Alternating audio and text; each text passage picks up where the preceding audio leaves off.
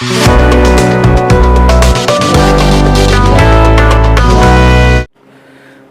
आज के सेशन में हम इंग्लिश ग्रामर का बहुत इम्पोर्टेंट टॉपिक मॉडल्स के बारे में पढ़ने वाले हैं।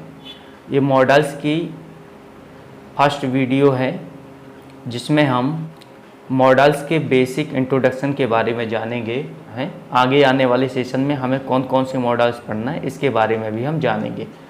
मॉडल्स, जो मॉडल शब्द बना हुआ है मूड से बना हुआ है। मूड, और मूड का मतलब होता है सेंस, यानी कि मॉडल्स का प्रयोग केवल सेंस के आधार पर ही किया जाता है, टेंस से इसका कोई भी रिलेशन नहीं है।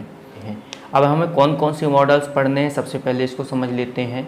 तो हमें फर्स्ट मॉडल पढ़ना है इसमें कैन, जिसका मतलब होता है सकना या सकता है। इसकी कैन के बारे में इसके सेकंड पार्ट में हम पढ़ेंगे। सेकंड मॉडल से कुड, जिसका मतलब होता है सका, पाया, सकता था। तो यहाँ पर यह कैन का पास्ट फॉर्म है कुड, जिसे हम पढ़ेंगे मॉडल्स के रूप में। नेक्स्ट जो दिया हुआ है वो है शुड।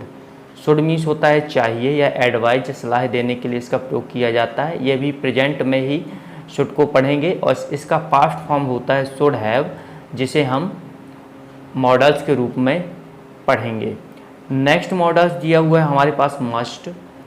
इसका मतलब होता है ज़रूर चाहिए, अवश्य चाहिए या ही चाहिए। तो इसको भी हम मॉडल्स के रूप में पढ़ेंगे। नेक्स्ट मॉडल्स दिया हुआ है हमारे पास मस्ट हैव, जिसे ज़रूर चाहिए था या अवश्य चाहिए था या ही चाहिए था के रूप में हम पढ़ेंगे। इसका सेंस होता है ज़रूर चाहिए या अवश्य चाहिए या ही चाहिए। नेक्स्ट जो है आउट टू।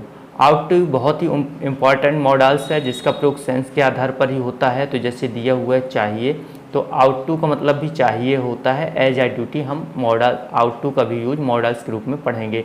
नेक्स्ट दिया आउट टू हैव, इसका पास्ट फॉर्म है चाहिए था के सेंस में, एज ए ड्यूटी इसे भी पढ़ेंगे। और नेक्स्ट मॉडल्स हमारा दिया हुआ है मे सकता है, ये कैन के साथ में मे का भी प्रयोग हम पढ़ेंगे। माइट निश्चित ही या किसी काम को कर सकता है। किसी काम के निश्चित होने की संभावना को व्यक्त करने के लिए हम माइट का यूज करते हैं। तो आज के सेशन में हमने बेसिक मॉडल्स के बारे में जाना है या हमें कौन कौन से मॉडल्स पढ़ने हैं। चलिए मिलते हैं नेक्स्ट सेशन में, तब तक के लिए नमस्कार।